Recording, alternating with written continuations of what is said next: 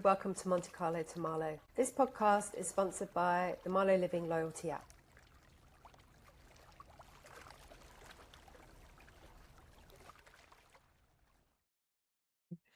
Hi, Kimberly. Welcome. It's more of an actual Tokyo to Marlow. It is.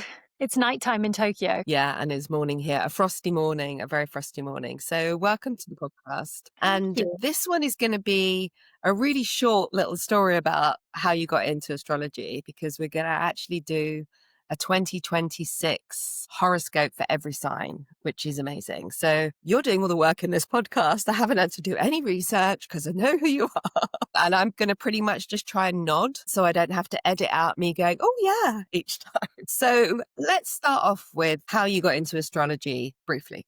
Briefly, I was a kid. I remember, growing up in the UK, I don't know if this is a lot of people's experience, but I was just really exposed to astrology as a kid in the newspaper and latched onto it. Was always picking up Ms. magazines and the little tarot guides and reading the horoscopes in the preteen magazines. And then as a teenager, I was quite plugged in. I kept buying the books and so on. And then I never, ever, ever thought that I would be able to work as an astrologer. It was so outside of the scope of reference. But in about 2012, I guess I was having a crisis, and I took myself off to astrology school in London. I happened to live in London. I was lucky enough to live in London. And there's the LSA, the London School of Astrology. That was where I went to go and study. And then following that, I did modules with the Faculty of Astrological Studies and really just started to completely give my life over to astrology and have done so ever since. But I will say that I wrote a letter to Jonathan Kaner when I was 16.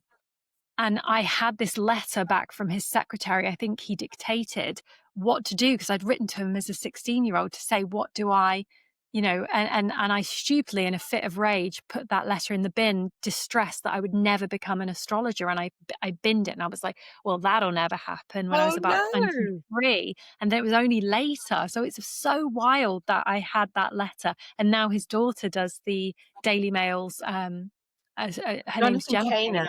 In the Daily Mail. I mean, there's some real sort of iconic, there's like Russell Grant, I guess, and Shelley von Stronkel, Jonathan Kaner, Mystic Meg in the Sun. Yeah.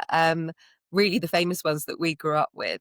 So, I mean, for a lot of people, astrology just seems like fluffy, and really there's such a science behind it. So you studied in London.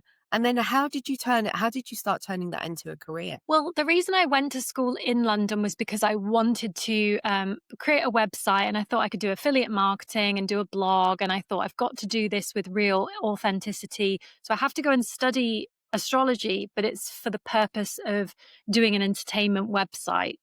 Because I worked in marketing. And once I got stuck into it, I realized how layered it was.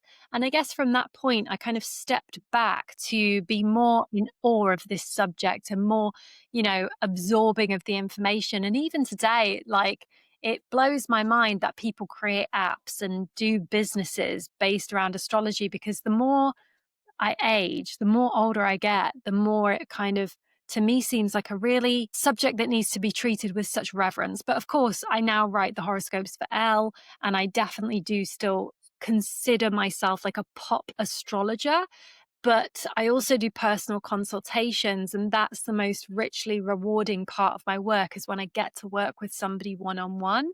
So I straddle those worlds between the memes and the, making things really digestible, but then also having this great respect for this subject, which can go just layers and layers and layers deep. It really does. If you go to an astrology conference and you see these big hitters of these academic astrologers who study ancient texts and so on, you realize how technical it is as an ancient craft. I met you, or I came across your page, because we didn't meet for a long time because you were living in Hong Kong, but your site, Star Sign Style, which is quite hard to say in the morning. I came across your site and I loved, like you say, it's really digestible. There's a lot of astrologers that it seems really alien, a lot of the language that they use, but you made yours really accessible, really fun, but also really well informed. And you could tell that you obviously knew what you were talking about. And because I launched a makeup range, a star sign makeup range with Makeup Revolution that was sold in Superdrug. And I was connecting with astrologers to try and help me market it. And your page was so stylish. It was so cool. So I was really pleased that we connected. And yeah, you were living in Hong Kong then. And so star signs, I can't even say it now. You can say it. So. Yeah, really, that set you apart from a lot of other astrologers, really, because like you said, you knew your marketing, you're into your fashion and beauty, you're into your kind of, pop, as you call it. That was really successful, really, for you. But you kind of, you've moved away from that a little bit. A little, yeah. I've still got this really strong interest in fashion and beauty, but it's a bit difficult to give people personal consultations with that in mind.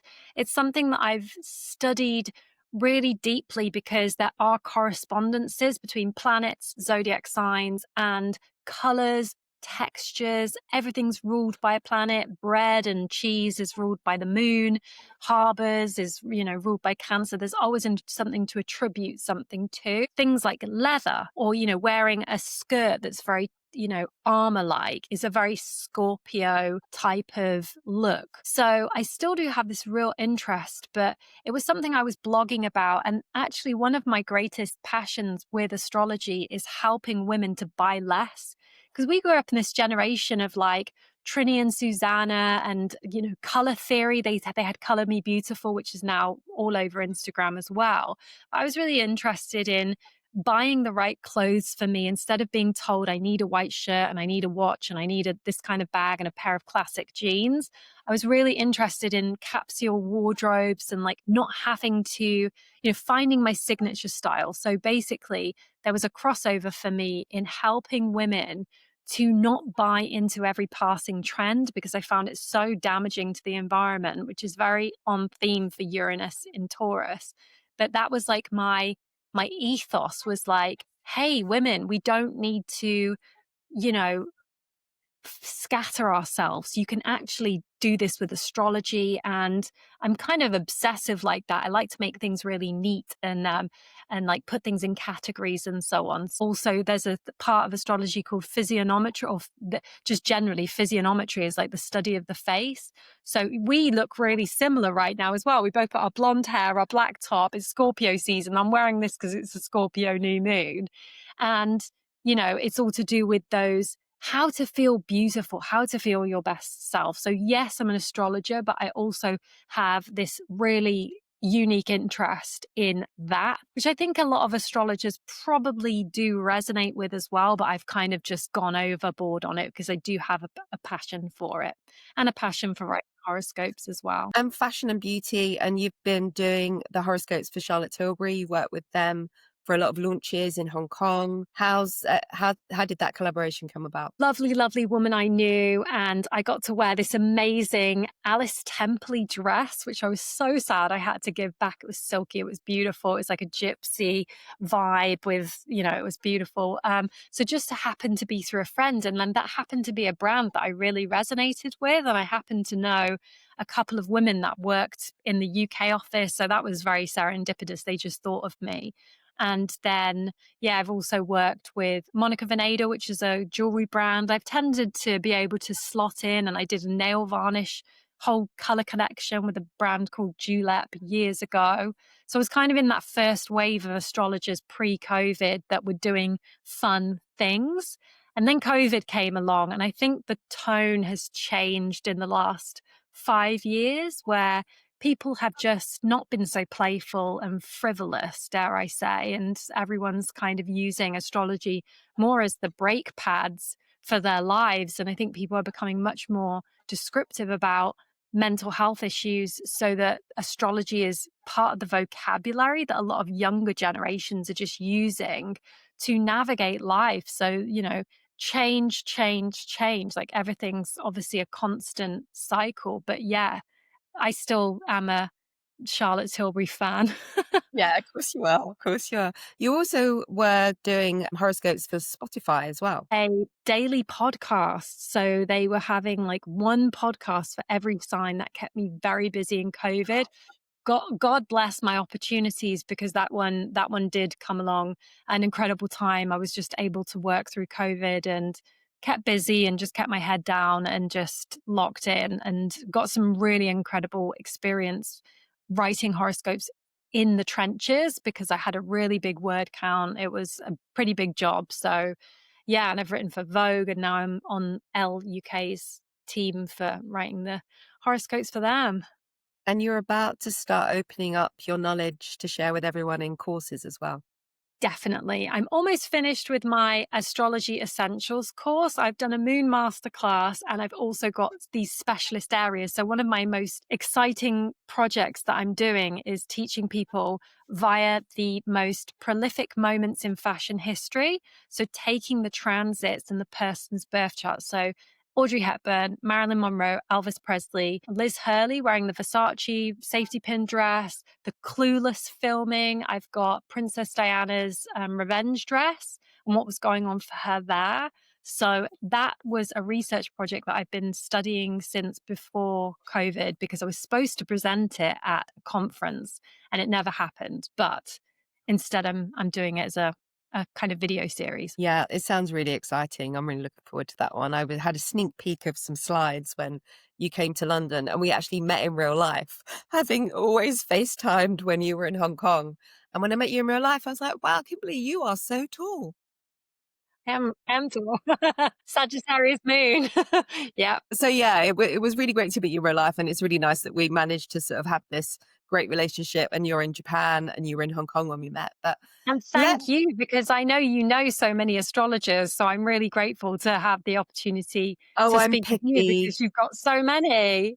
Well, because the makeup range it was really successful, and it was kind of the first of its kind, which, It sometimes was. the first ones don't always, carry on forever, because then everyone comes along with more money and decides to do it. But it was fun to create it. I really enjoyed doing it. So we're going to have to run you short, really, because I think what we want to get into, and you've done Yeah. all the work for, is we're looking at 2026, and we're going to do around 5 minutes on every sign, which is incredible. I am going to literally nod and maybe like wave when you're coming up to Get 5 ready. minutes. And I'm really looking forward to this. So it's amazing, because one thing I know you'll say is that, it's not just about your sun sign, is it? It's about your rising sign and your moon, and the different ways that you can look at these signs for next year for you.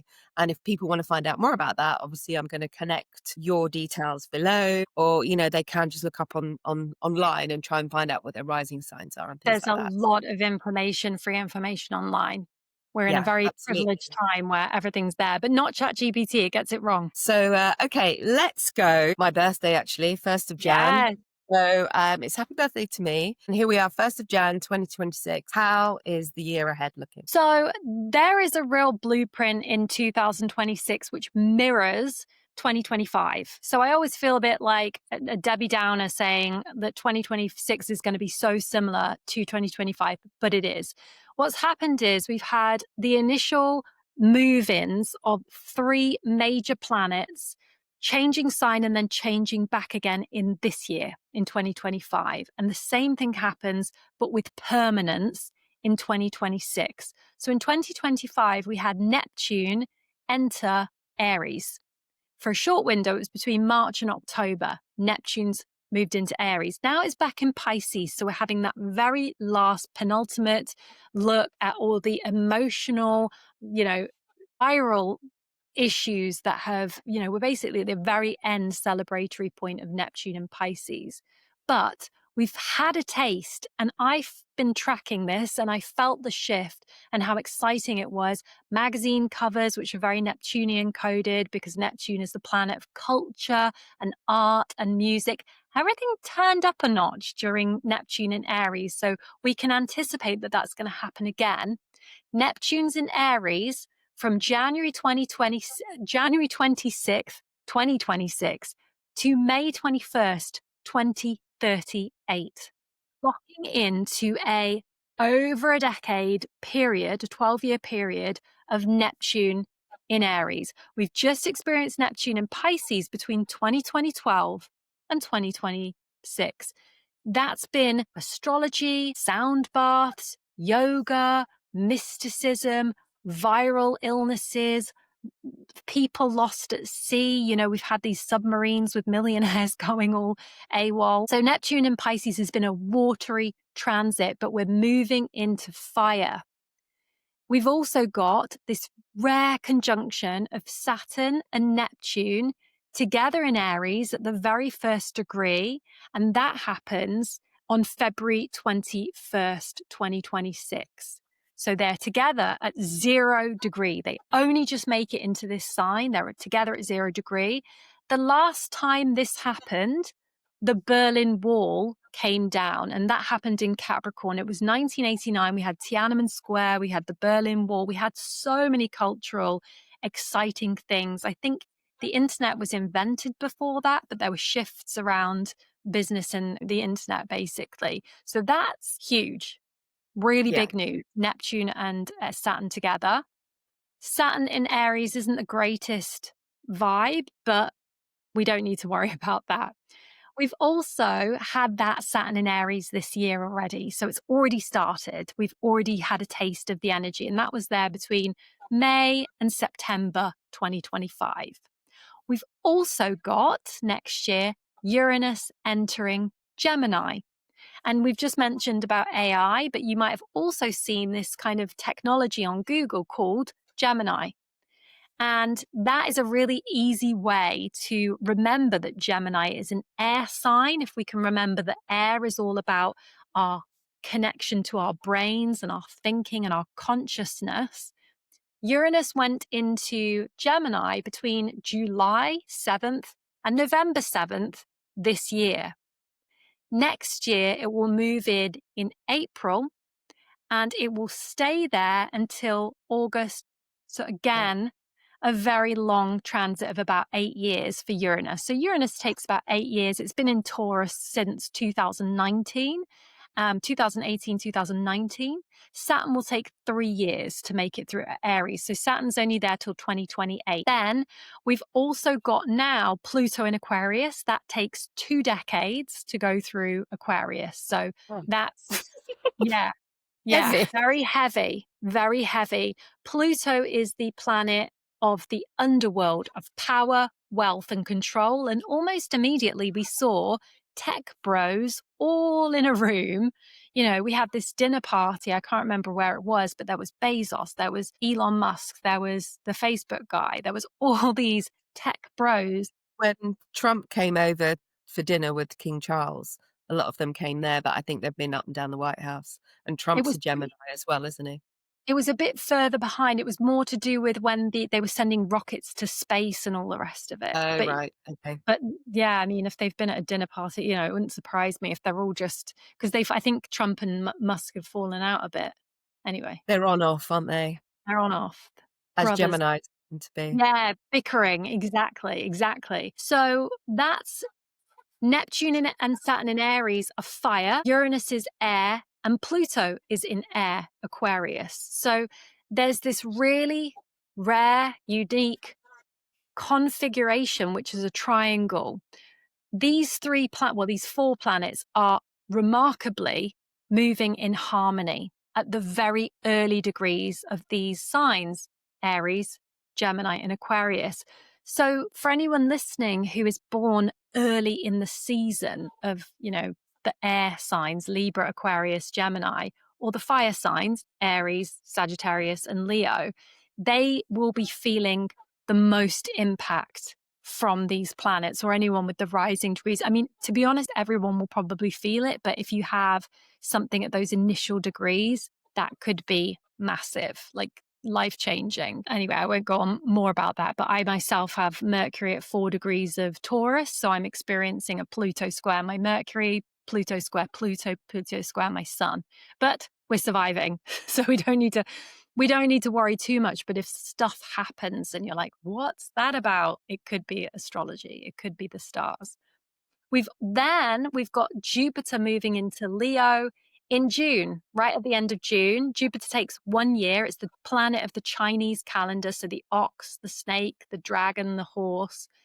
We're not timed with the Chinese calendar. That's a whole different subject. But basically, we've got Jupiter in Leo from June 2026 to July 2027. So just 1 year for Jupiter in Leo. We're So the year of the horse next year, aren't we? yes.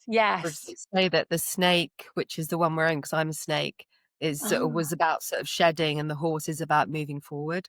So that's how the kind of Chinese astrology have said that it's Galloping forward. Yeah. Galloping forward. Yes, indeed.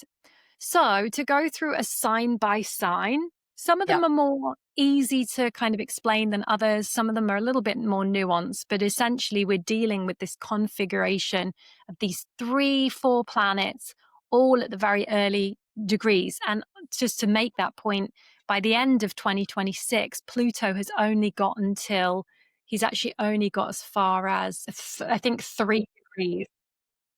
He's got 2 decades. He only makes it to 3 degrees out of 29. Neptune gets to 2, and Uranus is still at 1. They basically don't make it past 3 degrees, which is why this year is so impactful for the people with the early degrees more than others. Yes, but we're leaving behind earth and water, and we're stepping into fire and air. So that's a very dynamic, crazy shift. Like, it's so exciting. And as I said, I've already seen the results of this through magazine covers, through more dynamic markers across fashion, music, art, but also just the dynamic of global events. We've been very stuck in mystery right now. You know, the Epstein files, these men in powers. It's been very murky waters for quite some time. And I think we're going to really feel like we're just really kind of coming out of that and like elevated a little bit, even if it feels a little bit harsh and a bit like a bit of a slap, it will feel more candid. Aquarius energy is very cool and harsh.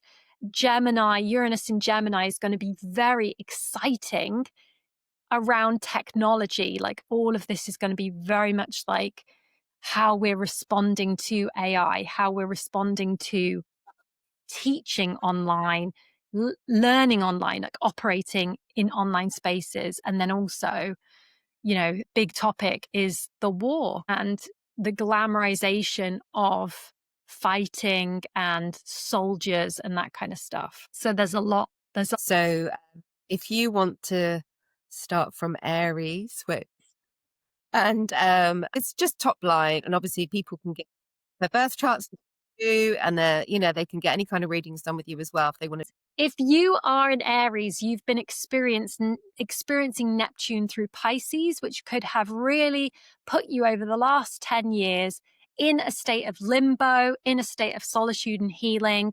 You could have just been unraveling in a way that you're now used to. But Neptune and Saturn moving into your sign are going to give you a sense of more authority, and you're going to become more of a force to be reckoned with, Aries, because Neptune's going to be in your first house, bringing all of that recovery knowledge, bringing all of those dreams, bringing all of that spirituality. You know, myself, I'm an Aries. I've been working with astrology, bringing it out into a more visible means. Pluto is in your house of community, and Uranus is in your house of connection and communication in 2026.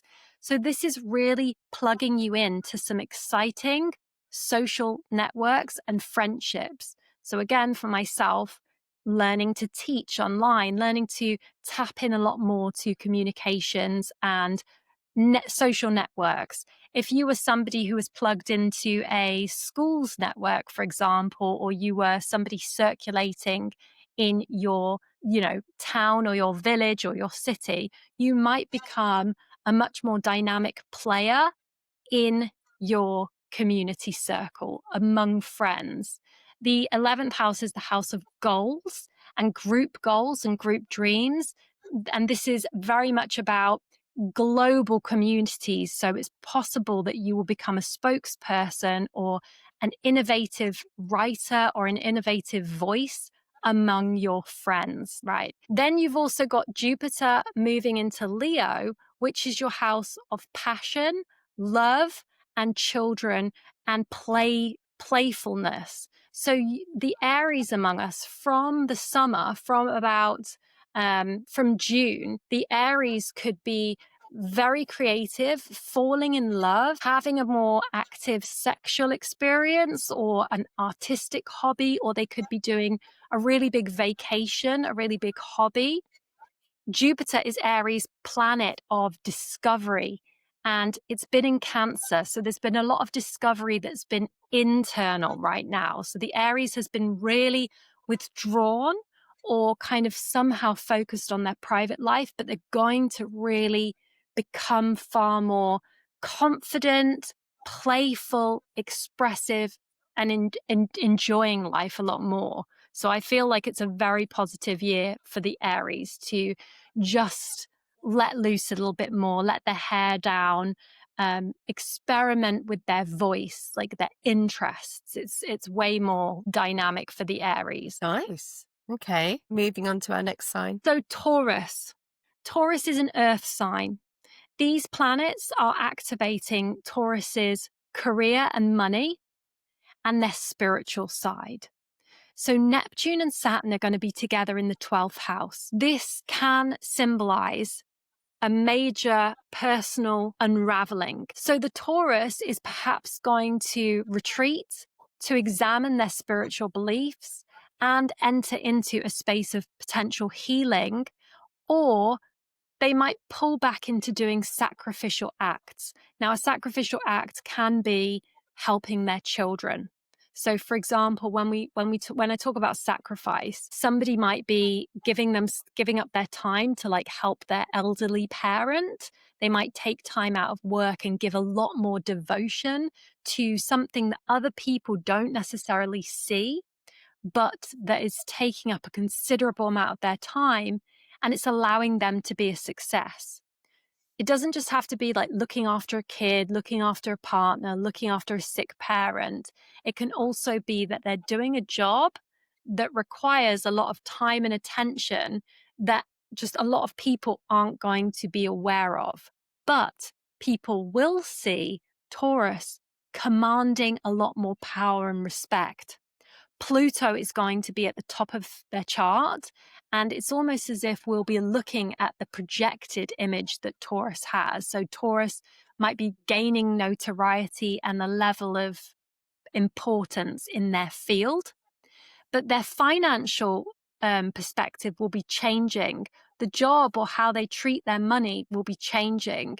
I mean, again, these transits are 8 years, 20 years. So we're not just talking about 2026. We're talking about the longer term picture. You know, it might not be that there's initial change. However, there will be for Taurus a change in income. So they might go from being on the breadline to being somebody that has ultimate confidence in their money-making capabilities, or vice versa. As I said, Neptune and Saturn will be behind the scenes for them, and they're also having a really lucky year for property, home, and their family life from June with Jupiter in Leo. There is this point where their outer life and their inner life will be competing for space. It's almost as if like they could move into a larger house or a change of address or lavish a lot of attention on family, but there's a little bit of tension between needing to show up publicly for their career or their vocation, and also honoring what's going on behind the scenes that people, again, don't know about. So that their private functions, they're like, you know, honoring mum and dad, or their property, you know, keeping the home fires burning will be a theme over the summer. And Gemini? Gemini. So for the Geminis, this is a really exciting time again. So we're going back into an air sign dynamic. Gemini has Pluto moving through their 9th house of beliefs, higher education, and global travel.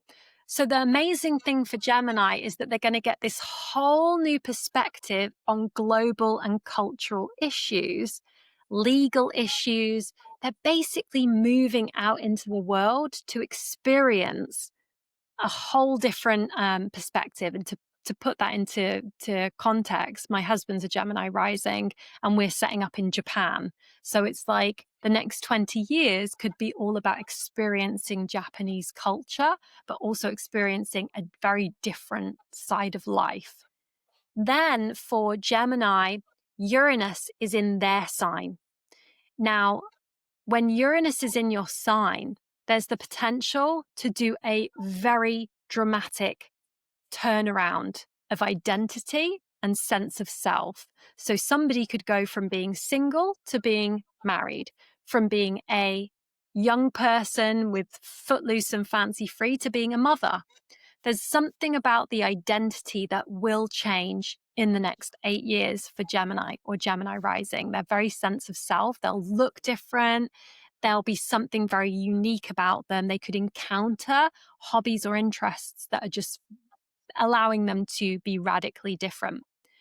Neptune and Saturn are going to be transiting their house of community, friendships, group goals. So they've been experiencing Saturn and Neptune now in the house of career, in the house of notoriety, fame, and how they project success into the world. So a lot of the Gemini risings have become parents, have become the boss, have stepped up with authority, with the responsibility, but now they take the sense of responsibility or the image that they have pursued through their career, and then they spread it out into the world among their friends. So they can almost be treated with respect and reverence in their social network. It's almost like they're leveling up among friends socially.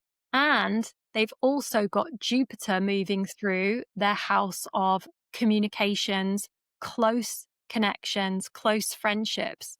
So on the one hand, they're exploring globally and culturally or religiously or philosophically. They're transforming their beliefs and their outlook on the world. But on the other hand, they're also working with sibling or neighbors or close connections or learning experiences. So there's this back and forth of, like, on the one hand, going further, venturing further, and then on the other hand, keeping it very basic and keeping it close to home to learn and possibly, for example, add another string to their bow, add more communication, develop their communication skills, for example. And that could be very much to do with relationships, because Jupiter is their planet of relationships. So learning to navigate, up-leveling their skills over the summer, learning something that could allow them to move through the world more easily, but also navigate relationships. So it's very social. There's a lot of social stuff going on for the Gemini risings, but also a lot of visionary potential, big projects. They don't necessarily have to encounter foreigners or go abroad. It can also be just experiences locally, like within their own local environment, that put them in touch with another way of thinking about life. Everyone's got a lot of positive things going on for next year so far. Doesn't seem as doom and gloom as originally we're thinking. So we're on to Cancer and Cancer rising. Me and you, Cancer rising. Exactly. So we're strapping in for this 2-decade journey of Pluto through Aquarius. So this is the house of other people's money. I kind of hate it when astrologers say other people's money, because it's like, what does that mean? But it really is energetic bonds that we have with anyone that we are involved with. Parents, spouse, best friend. But it's also like a business alliance. So anyone where we have to extend our reach and essentially work and collaborate with others, allowing others to play a part in our world. So it can even be like a doctor. So say, for example, you had a health issue, you meet the doctor, but then you also allow the doctor to work with you. It could be a taxman, it can be a parent, it can be a family, family members. But essentially what we're dealing with is energetic bonds, financial collaborations, trust issues, betrayal, and it's a really big area of life, and it's very much to do with like shared space and shared belongings. An example would be like if you have a house that you share with someone, but you have to trust that other person to respect your things, and they respect, you both respect what each other have. You both respect what each other brings to the table. So Cancer is going to get a transformed understanding of resources that are not just your resources, but resources that arrive through inheritance, through taxes, and implications around working with others. So that's the Pluto part. Uranus in Gemini is activating the 12th house of unconscious healing and behind the scenes hidden work. That could be operating in a landscape or operating in a space, a headspace, a workspace, which is hidden. So there could be like skills being developed or technology being worked with, or areas of investigation and learning that are happening that nobody else sees, but that, are very much a part of the person's job. And Uranus is, again, it's very erratic, exciting energy. So it could be that, for example, the people that have just had this, the Gemini risings, people finding healing modalities that are alternative. So for example, what some people have been like working with aromatherapy, massage, shopping, music. They're all healing modalities. They're all kind of stuff that you wouldn't necessarily see somebody, they kind of secretly hunker down and like plug into working with their music, working with their aromatherapy. But the Cancers is going to be Gemini coded. So using AI, using technology, using Gemini for talking as well. So we've already had a taste of this. And I saw when this happened last summer that I was doing more readings that were a lot deeper. So I was using my voice, using my connection and my communication to help people process mentally. So I think there's going to be more of that for myself. For another friend, I know that she was doing a lot of paperwork to support her son who's autistic. So autism is a very unusual area to work with, and she was dealing with the school systems. So it could be like an 8-year period for my friend who's getting resources or sharing resources like financial subsidies, but also going through the processes of like paperwork online or like navigating, because it's very, Gemini is navigating energy, it's technological. So all that stuff would happen behind the scenes. You wouldn't typically know about it, but it's not nothing. It's like a huge topic that's going on for the person. And then Neptune and Saturn going through the house of career and public image. This is going to completely shift how we think of the Cancers, the Cancer risings. There may be these developments that level up the Cancer's public image, because Neptune is a very glamorous planet. Neptune is cinematic, Neptune is exciting, and Saturn is the planet of authority. So Saturn's been going through the 9th house, Neptune's been going through the 9th house. That's given us expertise, it's sent us on a journey, but we're almost stepping up into more authority. So somebody might have had children in the 9th house, but in this 10th house moving in, they are responsible adult. You and I, Cancer risings, we're going to be stepping up into boss mode, basically, the authority commanding, but with this synchronicity around hidden issues. Also with, my own reflections on the next 2 decades, my parents are definitely probably going to pass in the next 2 decades. So for anyone of a certain age, they might anticipate like the next 8 years, the next 2 decades, the next 12 years. They might be able to have a general sense of, a child might be leaving home, they might have a 10-year-old, but by the time the Pluto transit's over, they'll be 30.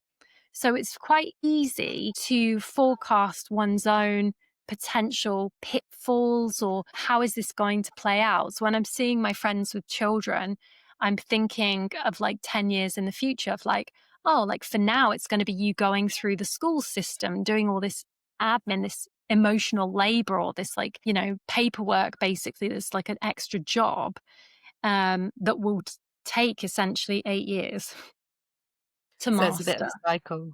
Yeah. Yeah. So moving on to another summer sign.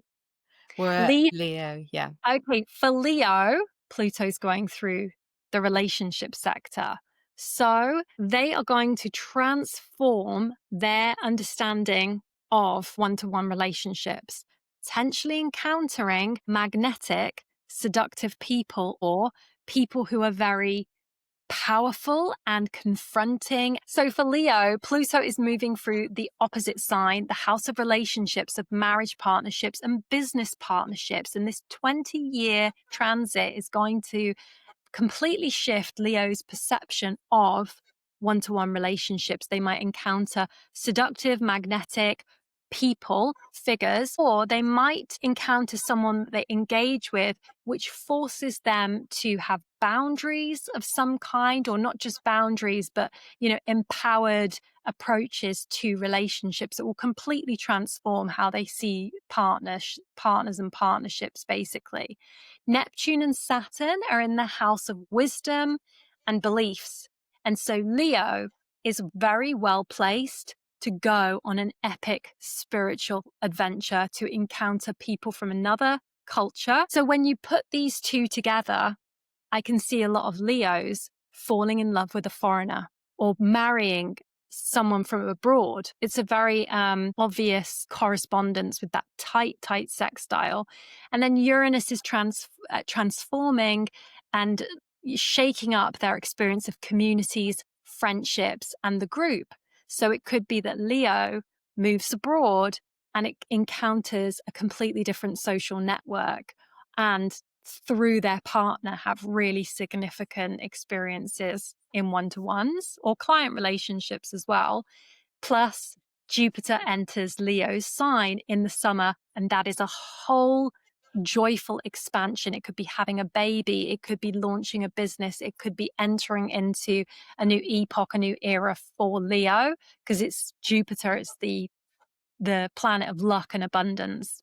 Once every 12 years we get that. But Leo today is very much letting go and like going through a transformation process. But in 2026, when these transits really get going, they're going to be leaning into a very different energy, and it's very, very positive for Leo. They definitely deserve that. Then Virgos is a little bit more tricky for the Virgos.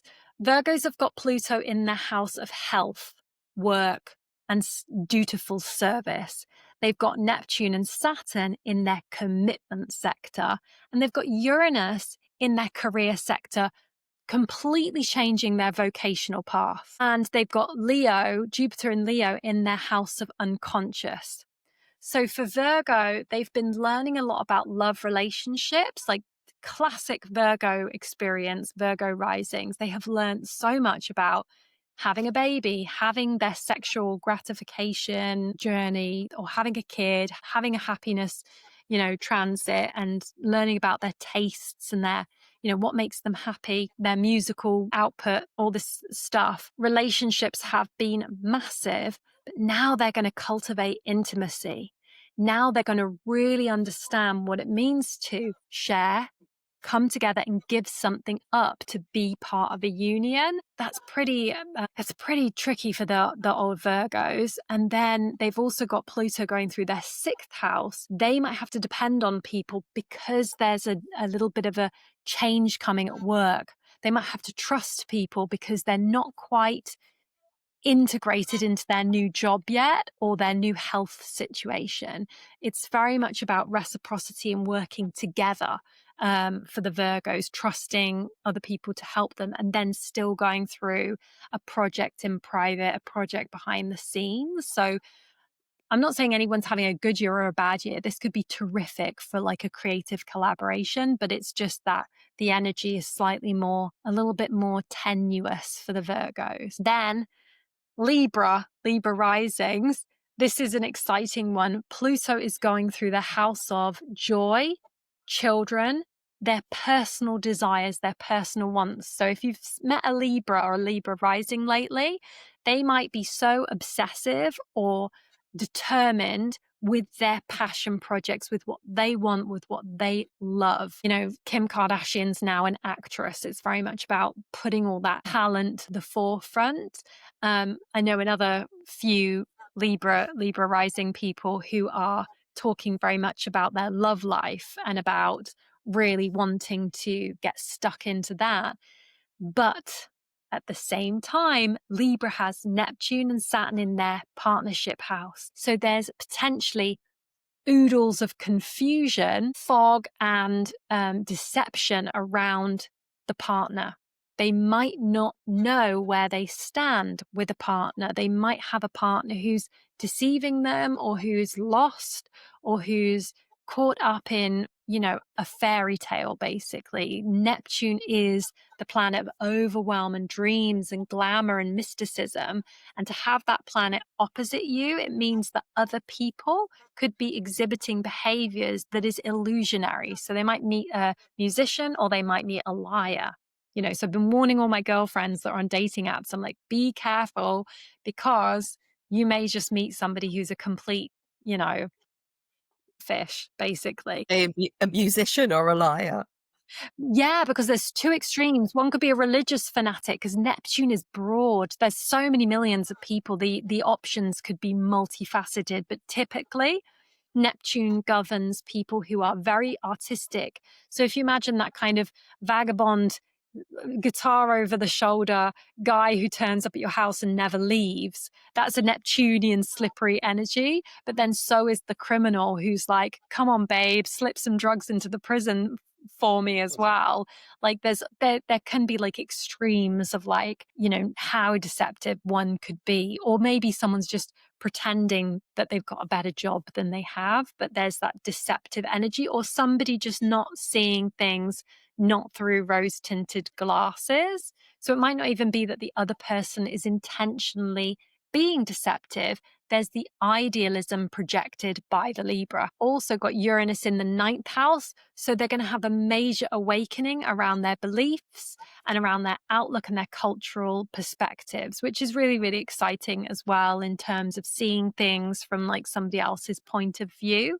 So that's really exciting. And then they've got Jupiter in Leo, which is their community sector. So a big year for friendships and group teamwork, which can be an extension of their career as well. So they might have a really big career trajectory and then take it out into the community and be very much a part of their social network, which Libra thrives with as well. Scorpio risings. So again, tricky energy with the Scorpio rising. So Pluto is now moving through the base and the roots of the horoscope. This can be one's home, their literal property, but it can also be their sense of inner home, their inner sanctum, their inner safety, and it can be their perception of homeland. So what Scorpio's having to deal with is an absolute transfer, or it could be a parent. Scorpio's having to deal with an absolute transformation on their outlook of their foundations. So that might be their parent isn't who they kind of, not saying isn't who they thought they were, but more that there's a transformation that could basically make a parent change. So for example, a parent could be really, really reliable, but then they could fall ill or go through a physical health change, where the Scorpio could be on the one hand really stable, but then when they've had the Pluto transit, it could alter their sense of security and stability. And the representation of safety, like what safety means, could transform. Like the sanctity of home could be very different once this Pluto transit is over, and that's a 2-decade one. I would also say, like, if any of the signs are interested in what's going to happen, they can look at the previous sign. So Scorpio can reference what's happened to Libra. You know, Libra can reference what's happened to Virgo, and then it can be quite an accurate read on that. So, for example, Libra people, Britney Spears is a Libra rising. In the last decade plus, her version of security has been rocked by that whole conservatorship, was all played into Pluto through Capricorn. So Scorpio's got the home, their job and their health is going to feature Neptune and Saturn. And then Uranus is going to go through their sector of contracts and intimacy. So they've got this really dynamic situation coming in that affects who they trust, where their loyalties lie. And there could be some very exciting, radical shifts around basically reciprocity and working with others. Somebody they thought had money could turn out to be a ghost in the night, or there could be trust issues with people verbally, contracts being signed, that kind of stuff. But equally, there could be surprise payouts as well. So again, there's always good and bad, but it's kind of watching how the Scorpios are trusting and working with people. And Scorpios are so perceptive anyway. You know, they're not going to have the wool pulled over their eyes, but there could be like situations at work where work's really difficult. They go for a new job. They get sold on a job that's like, what's it called? Like commission only, things like that. And it like rocks their sense of security, something like that, you know, not ideal for the Scorpios. Keep an eye on things, Scorpios. Yes. But however, they do have Jupiter going through their career sector. So they have got this really incredible time to be seen as a success, to be visible, to be coming out on top career-wise. So that's fantastic. They'll be very successful. Yeah. Sagittarius. So Sagittarius is one of the signs that's possibly been going through a really difficult time. So if you know Sagittarius or Sagittarius risings, they are the people that are right in it with the Scorpio new moon. They've been in a little bit of isolation, or they could have been retreating. However, following their dark night of the soul, they are going to experience wonderful growth in summer of 2026. They've got Jupiter entering Leo. It's going to send them on this wonderful adventure. There's so much more positivity for them. They have got Neptune and Saturn in the house of children, sexuality, joy, and fertility.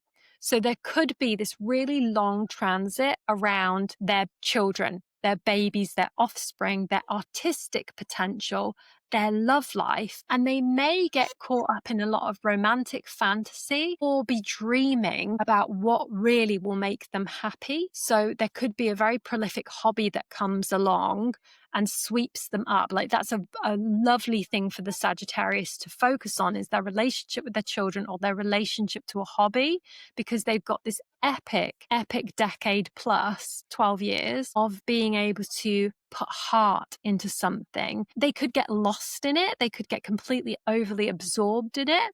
But at the same time, it's a beautiful artistic time. Pluto's moving through their house of siblings and close connections. So they will completely transform their ability to connect and communicate. Like that's huge for the Sagittarius risings, like empowering them to use their voice. So they devote their heart, they learn to speak up for themselves or to articulate things in a slightly different way. And Uranus is going through their relationship sector. For 8 years, they are going to completely radically adjust their perception of what a marriage is, of what a business partnership should look like. They could be doing things in a really unorthodox way. This could be open relationships, polyamory, a partner changing sex, you know, at the most extreme end of things. It could be marriage to divorce to marriage, topsy-turvy, like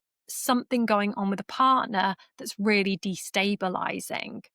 But, you know, they've got the hobby and so on, and the growth for Jupiter in Leo. So that's a very exciting time for the Sagittarius risings. Very exciting.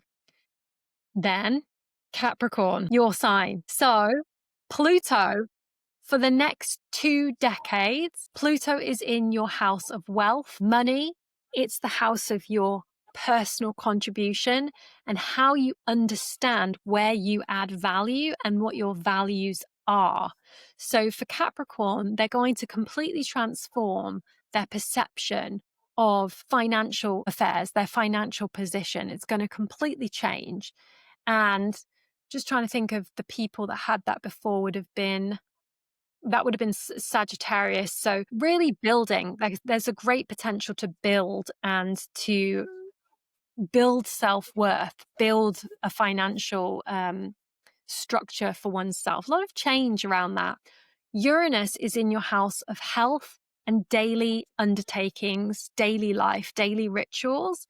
And here, there could be a completely new lifestyle practice that comes in, or a different approach to well-being. So these two planets are moving in harmony. So it's like how I make money and how I look after my money, how I physically embody the ability to cultivate and add value, and how I look after my body. So it's the house of well-being, but health. So there may be some surprising health issues that crop up surprisingly, or that just are niggling, or that are just calling attention, or a professional matter around employment that kind of, or even a new industry interest that comes out. There's a lot of change and interest around professional matters, basically. And then Neptune and Saturn are in your sector of home, roots, foundations, a parent, and the base of your chart. So this is going to add an illusionary quality, or a sense of instability, but also glamour potentially to where you drop anchor. So your very roots, your very home, how you environmentally feel safe, and kind of, you might have to trust more readily, trust your environment. Basically, the people who are Sagittarius risings are the ones that have just had this. And I've noticed a real sense of having to keep coming back to the principle of home and nurturing in a very consistent way, like having to really prioritize the notion of home, and potentially like being adrift a little bit as well, like having somewhat of a mystery surrounding the home and the base, but kind of overcoming that, not needing four walls for it to be called home. Home being more of an anchor within oneself, and safety being within oneself, and understanding nourishment is within oneself, potentially.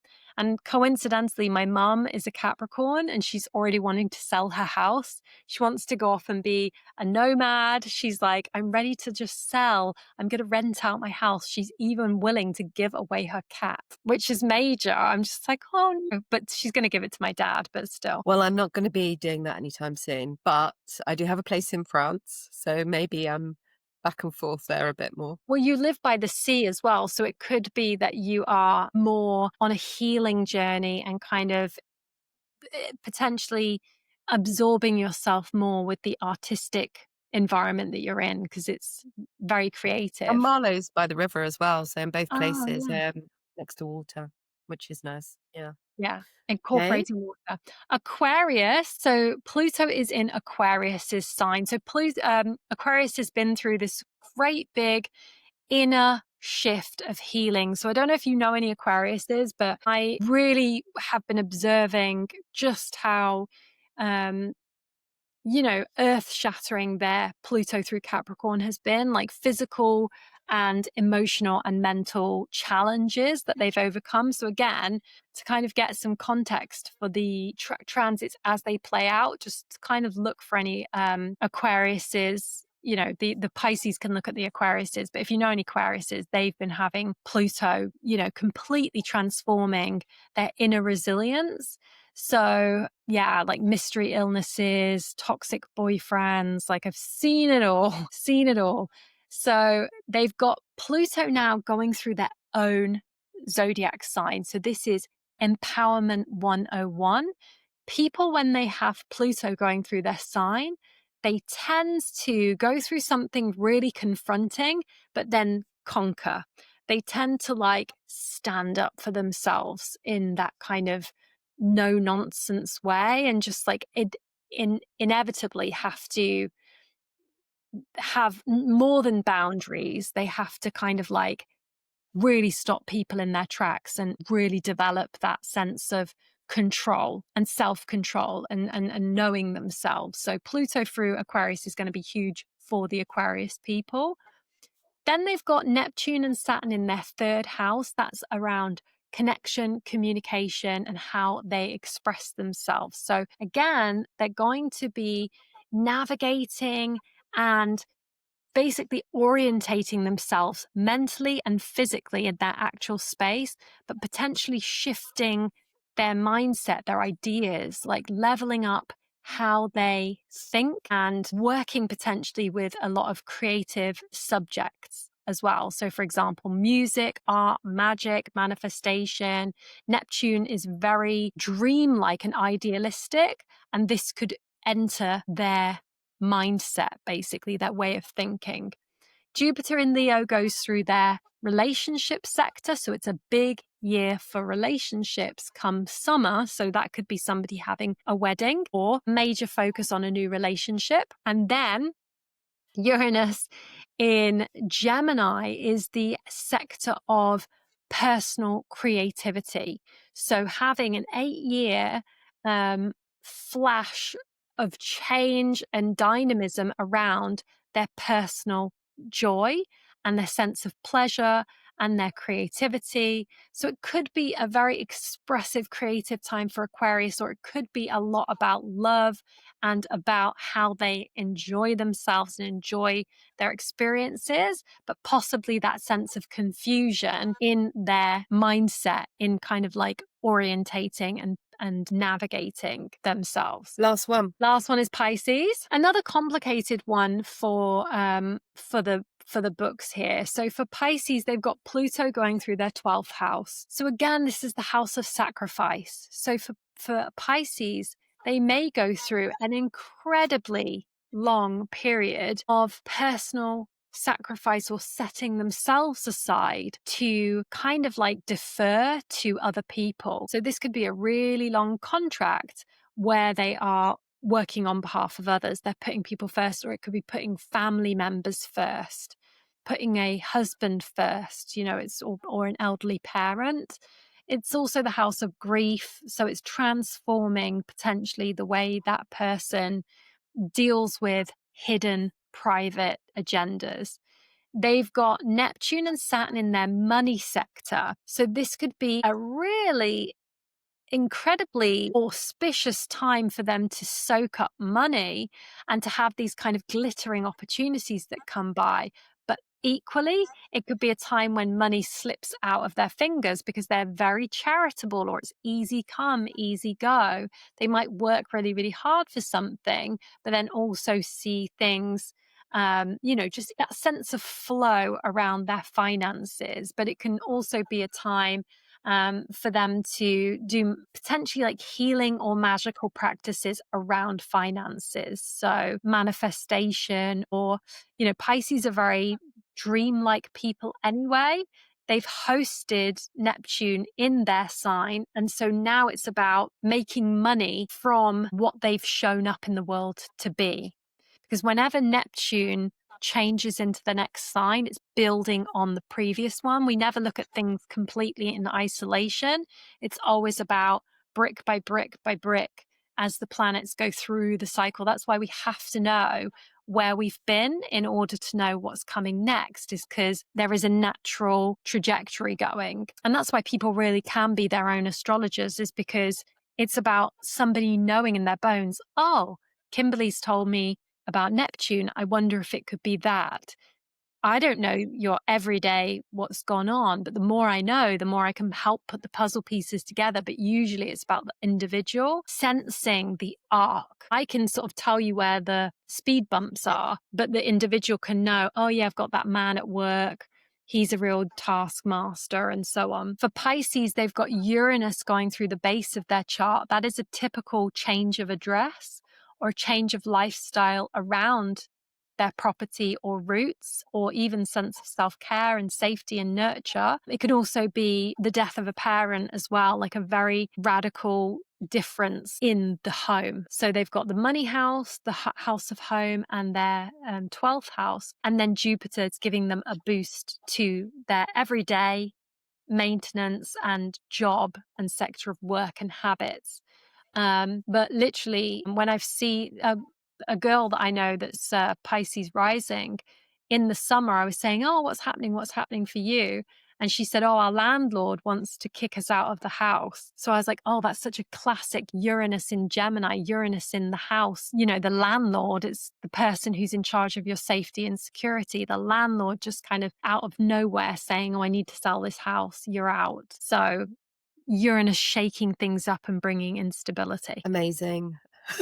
Well, I feel like every time you were going through each sign, I was trying to think of who I knew that was that sign to think of their year ahead. Just to wrap up, because obviously this was a bumper one, and thanks so much for going into all of those signs. If people wanted to find out more, I think daily horoscopes, people are a little bit like, there's billions of people in the world. How can a horoscope be about me? What would you say is a kind of an entry level if they wanted to find out more about themselves? Is it a birth chart? Is it looking at the planets? Is it finding out where your houses are? What's a way that people can kind of look at something and not be put off by the fact that they think not every horoscope I read for a Capricorn is going to be about me? Sure. I mean, I would say a couple of options. You can do a deep dive, like one-on-one personal investment, you know, and pick a good astrologer. Like, even if it's not me, you can go to people who just A, don't have a good bedside manner, or B, don't really know what they're talking about. So I would go to an astrologer who's got like, not, you know, at least 6 years experience, like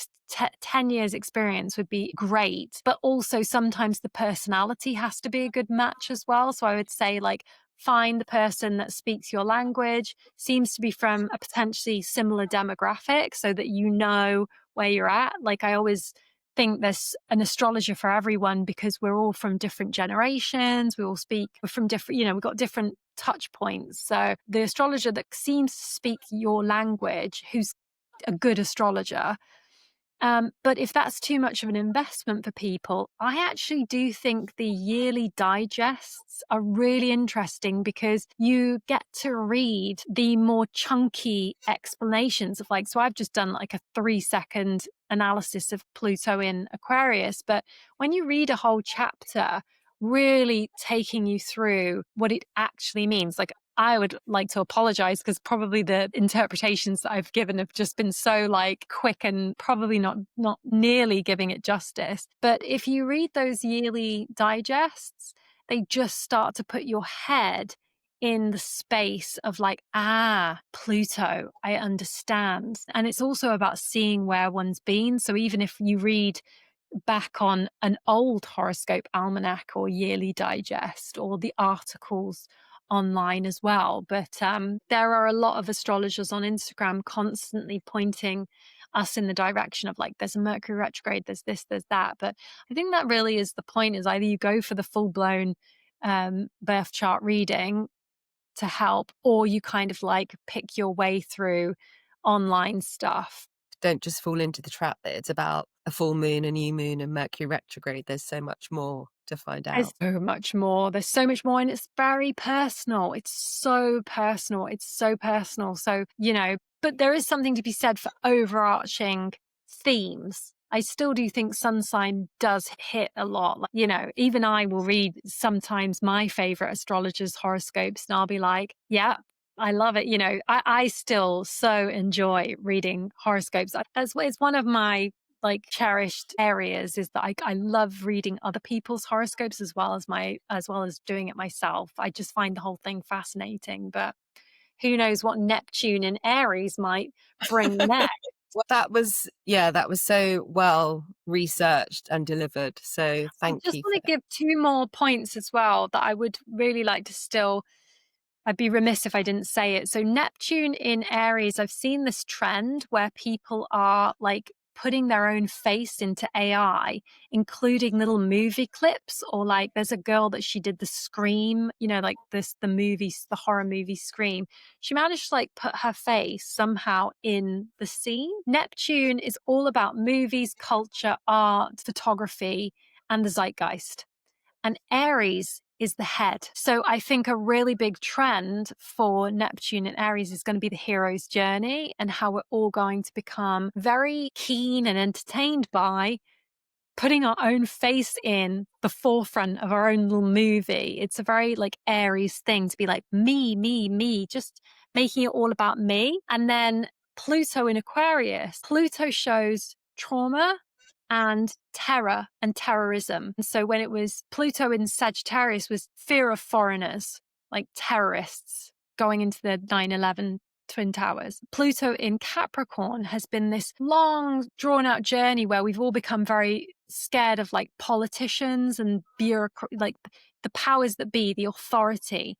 And now Pluto in Aquarius is going to be online spaces, the internet and digital communities, or communities that are a lot broader. And so I feel like it's important to remember that when we see privacy or data issues, or kind of like data, not data leaks, but there being this really big trend around privacy online, like potentially someone stealing your likeness. And also the illusion of like success and all that kind of stuff, but also not putting our photo and our details out online, and the reality of influencers and communities and micro communities, and that being very air and very social networks. The Instagram game and the Kardashians and everything will look very, very different in a few years' time. And next year is going to really bring a lot of those issues to the forefront of conversations. So just be more mindful of what you're putting out there, as always. Yeah. Okay, well, we're going to wrap up. Thank you so much. Oh, it's a pleasure.